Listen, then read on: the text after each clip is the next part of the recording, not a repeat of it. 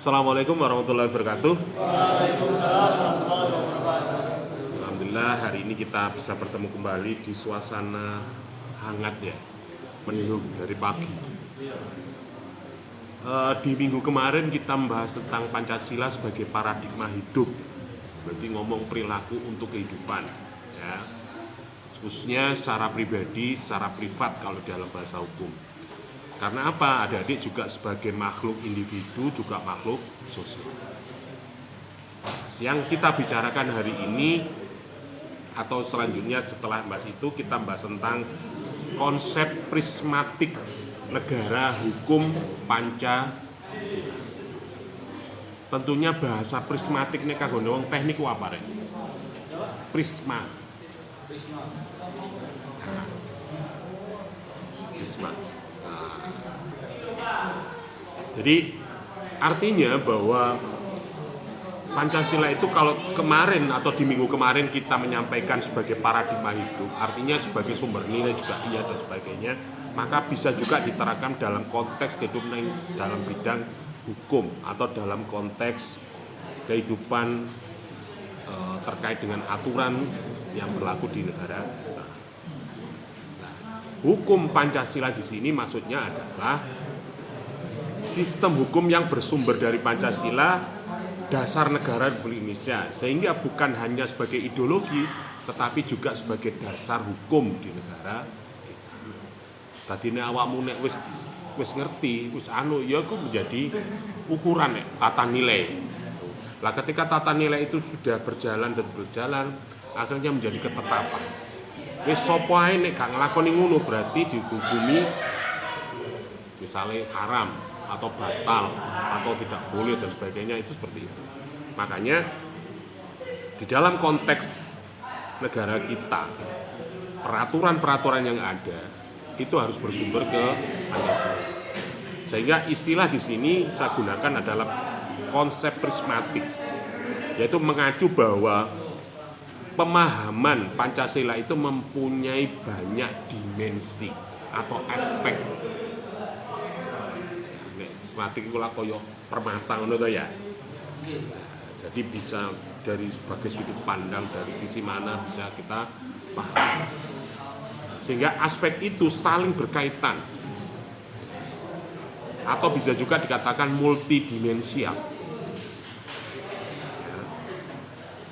Oleh karena itu prismatik juga menggambarkan bagaimana hukum Pancasila ini berfungsi dalam konteks politik, budaya, ekonomi, pendidikan, dan sebagainya. Dan itu berpegang pada nilai-nilai yang terkandung di dalam. Artinya apa? Semua harus sesuai dengan ideologi kita atau prinsip atau cita-cita. Sehingga prinsip, pengertian daripada konstitusi itu kalau kita lihat dari secara etimologi, secara kebahasaan, bahwa prismatik itu bisa diartikan sebagai ilmu fisika. Nah, ini bidang yang bisa memecahkan cahaya, bisa mencerminkan, bisa memberikan mengafiliasi kalau bahasa sosialnya dalam konteks kehidupan bernegara dengan kita. Dimensi-dimensi kehidupan di negara kita bisa masuk ke ranah konteks Pancasila. Contohnya misalnya, dimensi hukum Pancasila ini melibatkan pemahaman terhadap berbagai dimensi. Misalnya, dimensi filosofisnya apa? Percaya sebagai dasar negara, pandangan hidup negara itu memiliki filosofi yang mendalam. Nilai-nilai Pancasila itu punya keadilan sosial, kemanusiaan, persatuan, dan sebagainya. Sehingga apapun itu mengandung ada demokrasi dan sebagainya. Ada juga namanya dimensi normatif. Normatif itu berarti ada sesuatu yang umum, belum bicara tentang hal yang khusus. Artinya pada dimensi ini pedoman yang menjadi dasar pembuatan hukum, termasuk Undang-Undang Dasar 1945. Ada dimensi sosial. Ini berperan untuk membentuk norma sosial yang berlaku di masyarakat. Ya.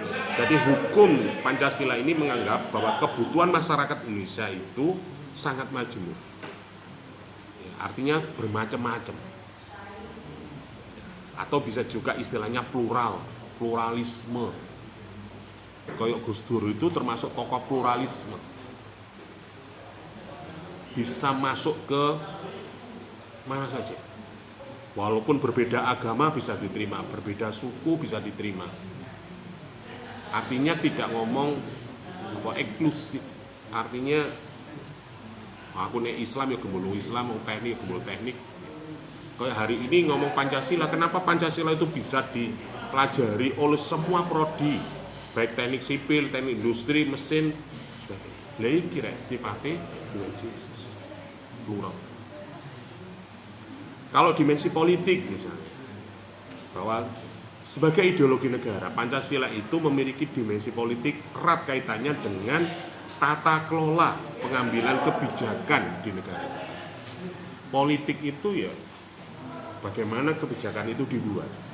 Nek ngomong pelajaran ilmu politik ya fakultas sosial politik, tetapi ketika Anda sebagai warga negara juga harus paham dengan politik. Politik itu bagaimana cara mendapatkan kekuasaan, bagaimana cara menjalankan kekuasaan, bagaimana mempertahankan kekuasaan untuk kepentingan bersama. Ini yang dicatat terakhir, kepentingan bersama, bukan kepentingan kelompok. Nah, nek kepentingan kelompok, yo siji maneh rek. Geng-gengan lah, ya. Walaupun mungkin mekanismenya, kebijakan itu tentunya tidak bisa memenuhi hajat hidup setiap individu. Tapi paling tidak itu bisa memenuhi hajat hidup secara umum orang banyak. Itu kalau dalam politik. Nah, prismatik dalam hukum ini maksudnya adalah adanya keseimbangan hukum dan keadilan. Contoh hari ini yang rame, hari ini 13 November, penetapan dari Roy Suryo. Nah, itu ya. Gengnya apa jenis? Ijazah palsu. Ini ya apa iki? Keadilannya di mana? Belum tahu. Nah, Anda mungkin punya sudut pandang terhadap kasus itu. Mungkin yang diperjuangkan, yang disampaikan oleh Roy Suryo terkait dengan ijazah palsu. Kenapa? Karena dia adalah pemimpin negara kita. Berarti kenapa sih ijazah kok dimasalahkan? Yang penting kan gawenane. Mungkin ada sebagian orang yang mensepakat dengan itu. Ada sebagian orang yang saiki gak penting ijazah, sepenting hasilnya rek. Pekerjaannya seperti apa. Jadi kok sampean kalau Anda mau mahir bekerja, ya aja kuliah rek, langsung aja belajar nang tukang. Misalnya Anda mau pinter tukang melas, apa dek kuliah? Belajar nang tukang las, ngolah ngale, oh iki las besi, iki las giral, iki las di dalam air itu loh. Ya, apa itu rek? Itu kalau secara umum. Nek kok kepin profesional, yo ambil lesnya rek, privatnya. Misalnya Anda kepin ahli las pipa di dalam air, yo belajar nang Prancis kono. Ada saudara saya yang ahli tukang las, walaupun ijazahnya SMA. Banyak perusahaan-perusahaan besar di Indonesia ketika mengalami kerusakan di bidang itu pasti dia yang dipanggil. Kayak Ciwi Kimia kemarin, kayak pabrik kertas yang ada di Rembang atau itu, kalau ada kerusakan mekanik terkait dengan itu dia. Ketika saya tanya, kok bisa mas sampean? Karena ternyata dia pernah ngelas itu loh ya. Hanya 3 bulan, tapi bayarnya modal sampean kuliah S1. Loh, hanya sertifikat, tapi sertifikat internasional akhirnya kan. Sehingga dia dapat proyek-proyek besar itu karena dia punya pengalaman di LAS, juga punya sertifikat. Makanya sampean kalau pingin mahir di dunia Anda, yo kerja, yo kuliah. Artinya Indonesia kira kon pengalaman tok gak ono sertifikate, gak ono ijazah yo gak diakoni kan ya? Iya. Yo diakoni nek gelem buka bengkel dhewe ngono ya. Iku pun membangunnya agak lama, paling proyeknya wong-wong nanti ini. Tapi kalau yang besar-besar, proyek besar, proyek negara, ya awakmu harus memenuhi persyaratan itu. Misalnya teknik sipil atau yang lainnya, Anda harus punya sertifikat profesi. Ya. Atau mungkin kalau sekarang itu ada istilahnya persatuan PII, Rek. Nah, ini hukum. Jadi Anda ahli di bidang apapun, di bidang teknik atau rekayasa kalau sekarang, Anda harus punya sertifikat itu. Sakjane sertifikat itu ya gak penting, Rek. Cuma pertama untuk menjadi Anda bisa masuk, ikut ditanyakan. Misalnya ada PT, nah, PT apalah, PT Wika misalnya. Anda mau jadi konsultannya di perusahaan itu, minimal Anda punya ijazah atau sertifikat, baru Anda bisa. Karena apa? Setiap nanti akhir proyek ada audit, iki sopo konsultane misalnya, ditanya. Ya nek pas pekerjaane apik, Rek, nek pas apese koyo pondok pesantren wingi, kaya apa ngono iku? Sing disalahno sapa? Konsultan ya? Ya. Atau proyek yang dijalankan jadi, Rek, tapi dalam waktu setahun kok rusak, konsultannya sapa iki? Nah, nanti akan merembet ke sertifikasi, ijazah dan sebagainya. Nah, ini penataan tentang hukum dan keadilannya di situ.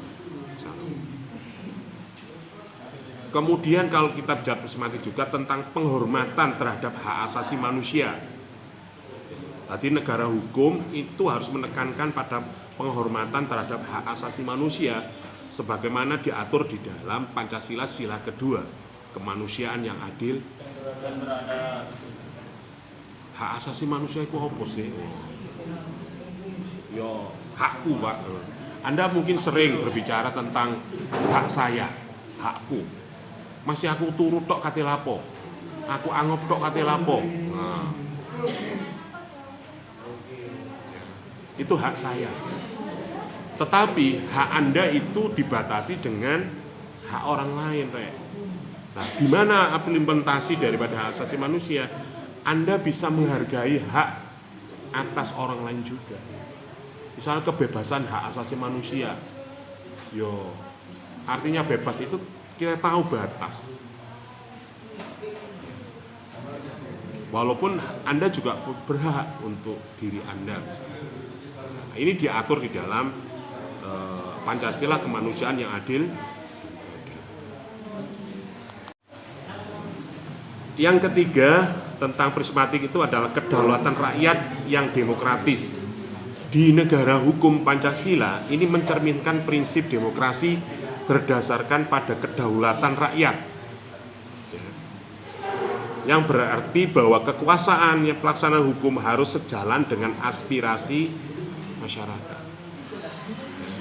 Nah, ini biasanya tertuang di dalam sila keempat. Haknya bermusyawarah, harus sesuai dengan kondisi, situasi, aspirasi masyarakat. Walaupun mungkin kita juga kepingin kayak negara-negara yang lain, masyarakatnya maju. Misalnya Indonesia dibandingkan Cina, itu perbandingannya 40 tahun, Rek. Jadi Cina iku wis iso gawe pesawat, awakmu iso kait gak iso gawe gledekan ngono. Jadi Cina hari ini sudah bisa mendesain apapun, kini ceket belajar. Ya. Misalnya, jangan dikira produk desain motor misalnya dengan Jepang ya. Desain motor yang terbaru hari ini keluar, itu desain yang lama sebenarnya. Tapi dikeluarkan sekarang. Artinya ada kesenjangan, ada perbedaan perkembangan dari masyarakat. Ini contoh. Misalnya di wilayah Mojokerto, orang utara sungai sampai selatan sungai itu perbedaannya bisa 5-10 tahun. Ati wong utara sungai kono iku ket senen son horeg. Kira-kira nggo saka wis blenger. Nggo kono misalnya di sini ada karnaval. Ya. Wis bosen, asa-rasen. Wis blenger wis bolak-balik. Di kono cek kait mulai rek.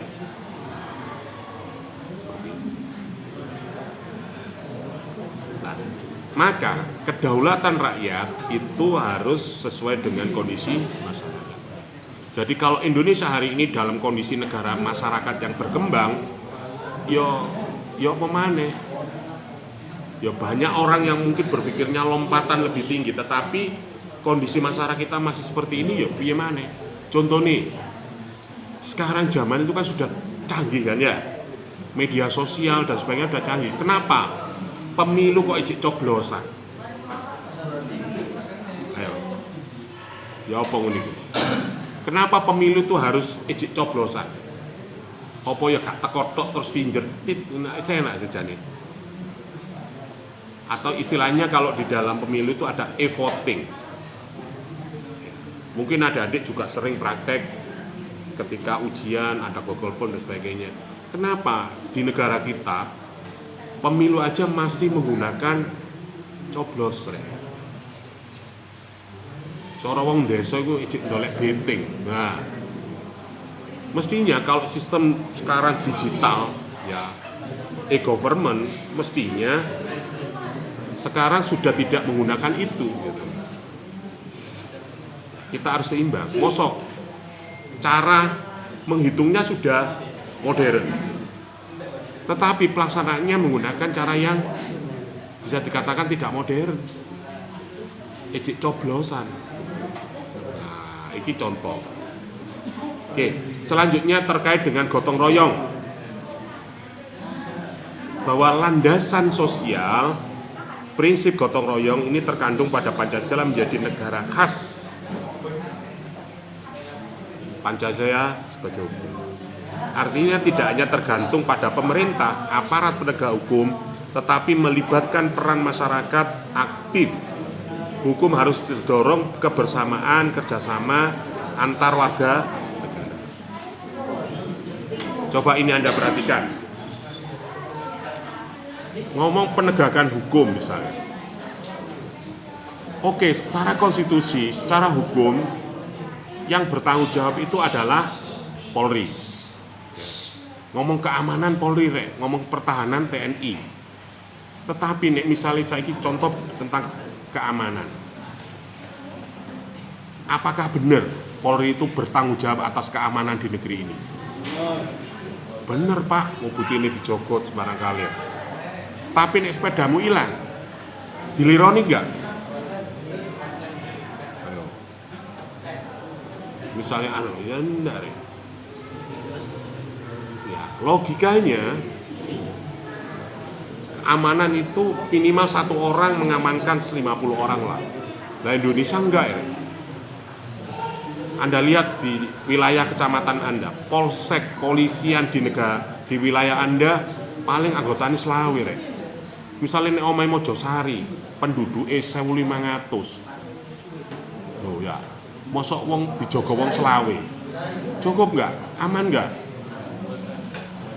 Nah. Bayangno rek, aku ngamanno wong siji ngamanno selawe. Lah wong aku mulang ijen mosok arek 40 sing kono wis bengok-bengok sing kono wedulinan dhewe-dhewe kok. Ya. Iki lho, aku ijen mau sarek 40, kok kono wis ngomong dhewe-dhewe, sing kono turu, sing kono ya. Apa maneh siji ngamanno 250 wong 1000. Nah. Saiki 1.500 dibagi selawe ketemu piro? Wes. Ketemu piro? Oh, iso bagi tagak kowe. Ayo. 1.500 dibagi 25. Piro? Ayo. kisaran 300-an lah paling lebih. Jadi satu orang mengamankan 300 orang rek. Lah wong pun sepetang puluh semumet ya. Berani yo ngamano wong 300. 300 iku misale padha imbange satu dusun rek. Atau 2 dusun lah. Oh, itu wis kelabakan. Itu ndak imbang. Makanya perlu adanya partisipasi warga. Jadi misalnya polisi yang jaga, polisi tok, ya gak beres, gak kesuwen. Makanya sekarang partisipasi masyarakat bisa juga melalui menginformasikan kepada penegak hukum. Makanya saiki masyarakat ketika ada kejadian apapun bisa lapor ke nomor ini atau bisa juga merekam. Ya. Mari ngono di-share nang ngene media sosial. Misalnya terjadi kecelakaan di depan kampus misalnya. Belum ada petugasnya. Anda langsung share di grup atau di grup apa langsung. Nah, itu bentuk partisipasi warga negara. Itu dalam bentuk keamanan. Atau mungkin bisa juga Anda melaporkan bahwa di sini ada pencurian atau ada pertikaian antar warga. Yo gak mungkin pas patroli rungu, nek gak pas patroli mesti dijarno. Ojo koyo drama India ya. Polisi teko kari mesti. Oh, mari ngono menangan. Nah, sekarang dengan partisipasi warga cepet rek. Sekarang itu misalnya ada kejadian di kampus di ruangan ini pembunuhan.